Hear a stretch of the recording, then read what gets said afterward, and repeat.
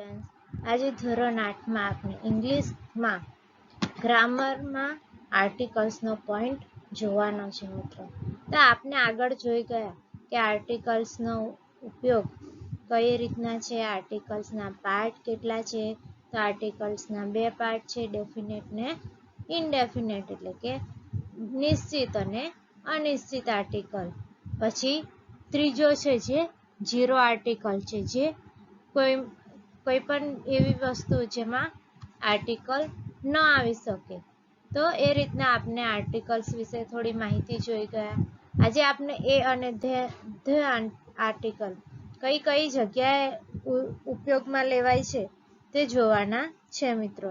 તો ચાલો આપણે શરૂ કરીએ. અનિશ્ચિત આર્ટિકલ એટલે કે ઇનડેફિનેટ આર્ટિકલ. એ અને એન એ બે ઇનડેફિનેટ આર્ટિકલ છે. એ તો નિયમ એક છે કે એક જાતિવાચક સંજ્ઞા કે સામાન્ય સંજ્ઞાનો ઉચ્ચાર વ્યંજનથી થતો હોય તો એ મુકાય. દાખલા તરીકે a pen, a book, a table, a doctor.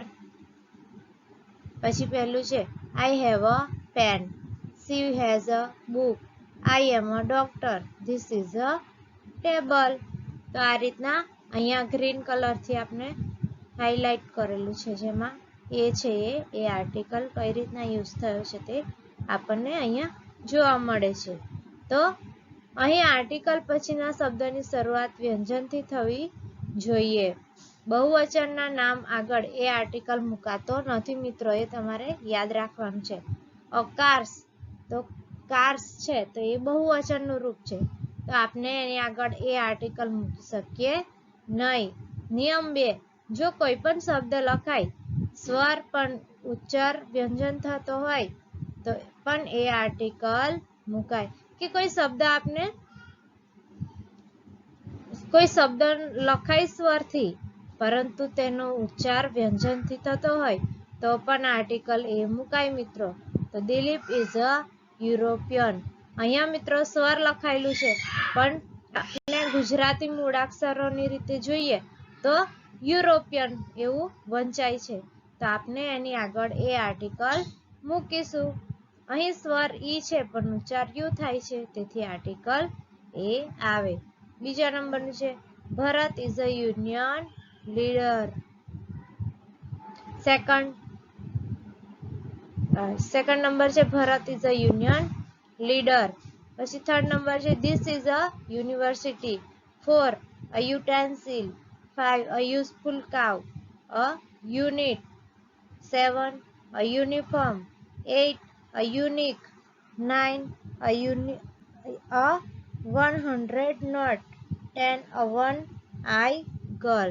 તો મિત્રો આપણે યાદ રાખવાનું છે કે ભલે સ્વરથી શબ્દની શરૂઆત થતી હોય પરંતુ આપણે ઇઝી રીતના યાદ રાખી શકીએ તો કે કોઈ પણ શબ્દનો જો ઉચ્ચાર સ્વરથી થતો હોય અને જે લખેલો વર્ડ હોય એ વ્યંજન હોય, સ્વર હોય અને એનો ઉચ્ચાર સ્વરથી થતો હોય તો એન આર્ટિકલ મૂકવામાં આવશે. નિયમ નંબર 3, કોઈ જાતિવાચક સંજ્ઞાની આગળ એડજેક્ટિવ હોય અને એડજેક્ટિવનો પ્રથમ શબ્દ વ્યંજન હોય તો મુકાય. તો શું મુકાય મિત્રો? એ મુકાય. પહેલું છે Arya is a clever girl. Adjective એટલે મિત્રો વિશેષણ, કે કોઈ પણ વિશેષણ આપણને ઉમેરવામાં આવે છે. ક્લેવર એટલે કે હોશિયાર. આર્યા ઇઝ અ ગર્લ, પણ કેવી ગર્લ છે? હોશિયાર છે, તો એ એડજેક્ટિવ છે. Ved is a faithful boy. Ved boy તો છે, છોકરો તો છે, પરંતુ કેવો છે? ફેithful છે, તો આપણે તેની આગળ એ આર્ટિકલ મૂકીશું. નિયમ નંબર 4 આવે છે મિત્રો, જો કોઈ ઉદ્ગાર વાક્ય હોય અને તેમાં પણ નામ અથવા વસ્તુનો ઉલ્લેખ હોય તો પણ આર્ટિકલ એ મુકાય છે. તો એક્ઝામ્પલ છે what a lovely flower. Second number છે વોટ અ ફાઇન પેન. નિયમ નંબર 5 છે મિત્રો, કોઈ પણ વ્યક્તિ વિશે બોલનાર વાત કરે અને બોલનાર તે વ્યક્તિ વિશે વધારે જાણકારી ધરાવતું ધરાવતી ન હોય તો વ્યક્તિની અટક આગળ પણ એ આર્ટિકલ મૂકવામાં આવે છે. For example, a mister Trivedi, a mister Patel, a mister Ahluwalia, a mister Dave, a missus Dave અને અ મિસ્ટર મકવાના. આગળ છે મિત્રો નિયમ નંબર 6. કોઈ પણ શબ્દ લખાય સ્વર પણ ઉચ્ચાર વ્યંજન હોય તો પણ એ આર્ટિકલ મુકાય છે. કે અ યુનિયન, અ યુનિવર્સિટી કે અ યુઝર.